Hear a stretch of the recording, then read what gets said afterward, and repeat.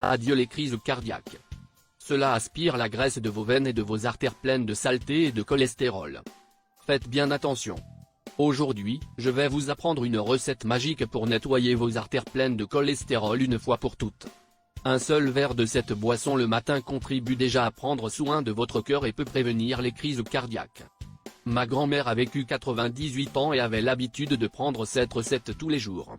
Elle nous parlait toujours de cette boisson. Alors aujourd'hui, je vais vous donner cette recette spéciale. Le nombre de crises cardiaques survenues l'année dernière ne fait qu'augmenter. Cela se produit en raison de la substruction progressive des artères. Mais, aujourd'hui, nous savons comment éviter cela. Pour cette recette, nous aurons besoin de 2 litres d'eau, de 3 citrons, de 3 gousses d'ail et d'un petit morceau de gingembre. Coupez les citrons en petits morceaux et mettez-les dans une casserole. Écrasez et pelez les gousses d'ail. Ensuite, pelez le gingembre frais et coupez-le en petites tranches. Après cela, ajoutez tout dans la casserole et ajoutez 2 litres d'eau. Portez à ébullition et laissez chauffer. Qu'il soit pur ou mélangé à d'autres fruits, le jus de citron réduit le taux de mauvais cholestérol LDL dans le sang. Et comme il est riche en antioxydants, il bloque la formation de plaques de graisse sur les parois des vaisseaux sanguins. L'ail, quant à lui, aide à réduire le taux de cholestérol sanguin grâce à la présence des substances allicines et alliineux, qui ont un effet hypotenseur et hypolipémiant antioxydant, qui agissent en réduisant la formation de radicaux libres, en plus de réparer les lésions et de protéger l'intégrité des cellules. Le gingembre peut accélérer le métabolisme jusqu'à 20%, ce qui aide à brûler les graisses stockées dans le corps.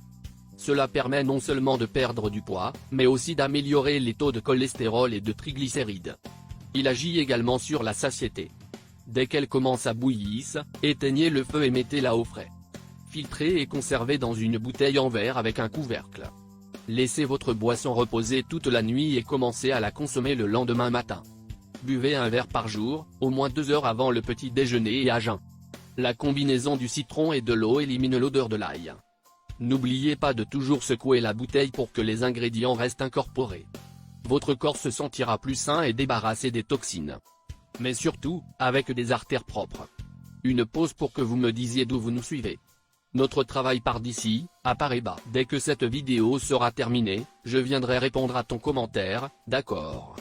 Je vais vous en dire un peu plus sur ces ingrédients puissants. Le thé à l'ail, au gingembre et au citron est un excellent allié pour traiter la grippe, en plus de présenter plusieurs avantages pour la santé. Ces ingrédients sont riches en nutriments et en saveurs. Le citron contient de la vitamine C, des sels minéraux et des antioxydants. L'ail stimule le système immunitaire, et agit comme un antiviral et un antibiotique. Le gingembre stimule le système immunitaire et agit comme un analgésique. Il est important de souligner que ce thé ne peut être consommé par les personnes souffrant d'hypertension. Intéressant, n'est-ce pas? Les gars, je voudrais vous transmettre un message qui se trouve dans Matthieu, chapitre 10, verset 16. Je vous envoie comme des brebis au milieu des loups. Soyez donc rusés comme des serpents et sans malice comme des colombes. Être rusé comme un serpent ne signifie pas être fourbe. Cela signifie être vigilant et prudent. En tant que chrétien, cherchant à vivre honnêtement et correctement, les occasions ne manqueront pas où d'autres personnes tenteront de tirer profit de votre honnêteté. Mais être chrétien ne signifie pas être stupide. Cependant, rien de ce que fait l'ennemi ne justifie le recours aux mêmes attitudes. Lorsque nous essayons de nous défendre, ou même parfois simplement de nous défendre, nous risquons de tomber dans le péché, c'est pourquoi nous devons aussi savoir agir comme des colombes. Demandez à Dieu le contrôle de l'esprit dans les situations de confrontation ou d'attaque. Il est fidèle et répondra. Que Dieu vous bénisse.